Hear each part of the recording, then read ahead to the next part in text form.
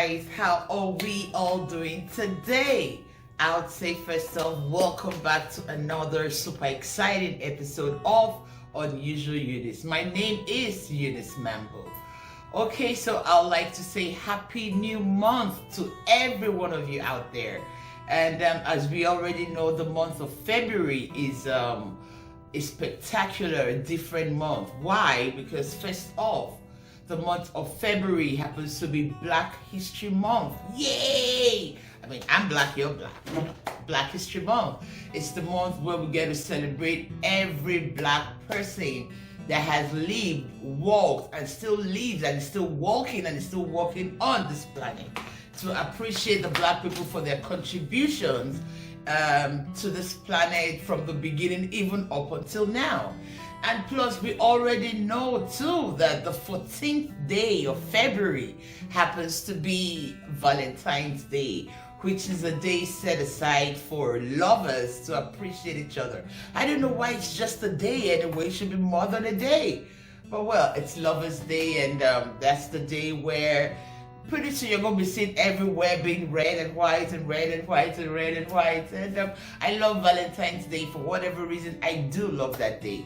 I mean, it's a day where you get appreciated, and you also get a gift from your man, your boyfriend, your husband, or whoever. So I love Valentine's Day. If you're one of those people confused right about now as to what to get for your spouse for Valentine's gift, worry no more. First off, we ladies these days, we love hair. We love good quality hair. So I would say go on collablyhair.com and grab our good quality hair. Or better still, go to Remvic Jewelry 12. And jewelry, we love jewelry, both male and female. We all love jewelry. So, go grab jewelry for your man or for your girl. Okay, so on today's exciting episode of Unusual Eunice. First off, you already know how the stories go. They're different. They're unusual, yeah. And I don't know. I wouldn't know. But I would say, go grab your popcorn, go grab your pop, go grab your wine, whatever works for you. Because I will be right back.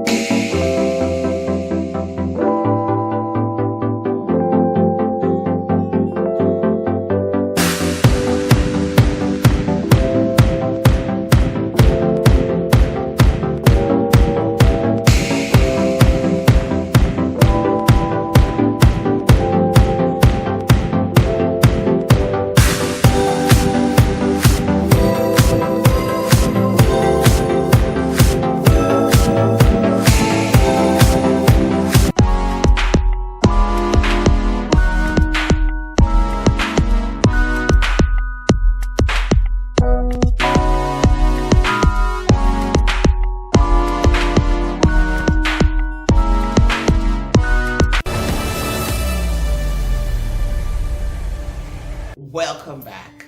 Okay, so on this week's on this week's story, I couldn't help but laughing because sometimes when you can't even cry or there are ways you express yourselves when you're shocked. I guess one of the ways I express myself if I'm shocked is just to smile when I don't know what to do. Bayon Lee, a 37-year-old man who lives in New York City. He lives in the Bronx, precisely. 22 years ago, Bayon Lee's mother relocated to America, or rather migrated to America, herself and 4 of her children, whom happens to be all boys. His second son, Bayon Lee, happens to be a realtor. He flips houses. He buys a rundown home or buys a house that is under foreclosure or whatever, and he changes everything, he flips it, changes it, make it state of the art, and he sells it again. So thereby making some, good money from there, cool cash, right? Bayonle met Pri 32-year-old woman as well. Pri, very beautiful. Pri, tall. Everybody referred to Pri as a model. She's very beautiful. She's got long, endless legs. And plus, well, Bayonle wasn't really, you can't call Bayonle handsome. Some people that know them very well refer to them as the Beauty and the Beast. Human beings are fucked up, trust me. They refer to them as the Beauty and the Beast. Okay, so they started this affair, this relationship. It was good. It was good enough for Bayonle to decide 2 years after to pop the question, would you marry me, Pri? Pri was excited. Yes, yes, yes. And before you could say Jack Robinson, they got married. It was a beautiful wedding. A year down the line, Pri gives birth to a bouncing baby boy. Oh, their joy knew no bounds. They were so happy. Now, it's been 3 years. Bayonle's business has been amazing. It's been amazing. He's been making real good money from flipping homes. And he's always traveling, if I may say, because he buys homes and, rebuild and refix them and sell it. So he's always traveling. Today he's in Chicago. Tomorrow he's in Oklahoma. Tomorrow he's in Ohio, Columbus. He's always traveling. Now, on his way back from Columbus, Ohio, he was on the plane and he was thinking about how God has been faithful to him, how his business has been so good, and how amazing and understanding his wife has been with him. So while thinking about it, he said to himself, you know what, I have to make things right. I have to make things right between myself and my wife. I have to show her some love. I have to be present with her all the time. Even if she doesn't complain, it doesn't matter. She needs me. She loves me. She's my wife. He gets to New York, picks up his car and drives straight home. He goes home, his wife is there, he hugs his wife, kisses his wife for a long time, all lovey-dovey, I love you, blah, blah, blah. You know what? I want to be with you more. I mean, I have to pay attention to my business, I have to do it, but you also need my attention. I'm sorry if I'm always, up and leave. This time around, I want to spend more time with you. She's excited about that. Really? Yeah, really. Wow, cool. And speaking of which, Valentine's Day is in 2 weeks. What would you want? Mention anything. What do you want? Anything you mention, consider it done. Now, he's always asking this type of questions every now and then. And the wife always gives him the same reply. I want to have a threesome, Bayonle. I want to have sex with you and another man at the same time. He looks away like he always looks away. And hey, it's America. What are you going to do anyway? The women here are more opinionated. They want it. You can't change your mind. If you can't give it to her, most likely she's going to get it from somebody else, okay? He looks away like he does all the time and then looks at her again and said, okay, fine. If that's what you want, consider it done. No way. Yes, wait, that's what you want. Yes. They were so excited. And Valentine's Day is in 2 weeks. Valentine's Day is in 2 weeks. So they both decide, okay, you know what? We're going to save this till Valentine's Day. On Valentine's Day, we're going to have an amazing time. She was super excited. The husband was excited to for the first time. Let me give her what she wants. Let me see what it feels. I want to be a part of it too. Let's see how it goes. You're planning and getting ready, getting excited and what have you not. And then, boom, the D-Day is here. The D-Day is here. As we all know, Valentine's Day, it's no public holiday for nobody. So the wife had to go to work as she's an educator and a principal in a school. So she had to go to work, but the husband was home, To start with, he redecorated everywhere. He put some flowers, some petals. He made the ambience, he set the right mood. He made the ambience amazing. Even if you do not want to hear nothing about love, when you walk into their house that day, you would fall in love with whatever or whoever. He set the right tone. And then he's sitting out there looking at the time. Oh, it's 1:30. Oh, it's 2. Oh, it's 2:30. His anxiety is rising. At a few minutes past 3, the wife arrives. Now, to start with, let me tell you this. Aside from setting the right ambience, aside from doing all that, Bayole went over to buy his wife 2020 Range Rover Sport. Just to, that's the icing on the cake to make the surprise more. So when the wife saw the car coming in, she was excited too, like, whoa. And when she walked in, seeing everything, she was short of words. She just hugged him, stayed there. They were kissing and kissing and kissing and kissing for the longest time. And she says, okay, now that you've done your part, it's time for me to do my part. Let me go upstairs, take a shower, change, and come downstairs and get the party started. His husband is like, okay, yeah, go ahead. She goes upstairs. Husband is there, playing some music, setting the table, doing all sorts. And then boom, someone is at the door. So he gets up to go open the door. Lo and behold, it was Adedeji. Adedeji happens to be Bayole's kid brother. Bayole was shocked. Yo, Deji, what are you up to? What are you doing here? Where are you coming from? He was looking all great. He was looking all fly. He was looking nice. And also, he had a bouquet of flowers. What were you up to? What are you doing? Walking, And then he goes, what are you doing here, by the way? And then suddenly the wife answers him, oh, I invited him, baby. And then she joins them. Oh, the husband already knew that his wife and his younger brother were very close. They're good friends. So he only thought, but why today, baby? We already have plans. And then she comes and says, you know what, Bayo, sit down. Come on, don't be a killjoy. Sit down. He sits down. He said, oh, Deji, please make yourself comfortable. Sit down, make you feel at home. Deji sits down too. And she goes, Bayo, I have to tell you something. Okay, shoot, what? 2 months before I met you, I met Deji, okay? And we've been having an affair. And then 2 months after, I met you. And I didn't even know you guys were related. I didn't know he was your brother. And as time goes on, Deji was never ready to settle down. He wasn't ready for marriage. For you, it was different. You were committed. You were always checking on me. And boom, you popped the question. And naturally, I love you more. So I had to go with you.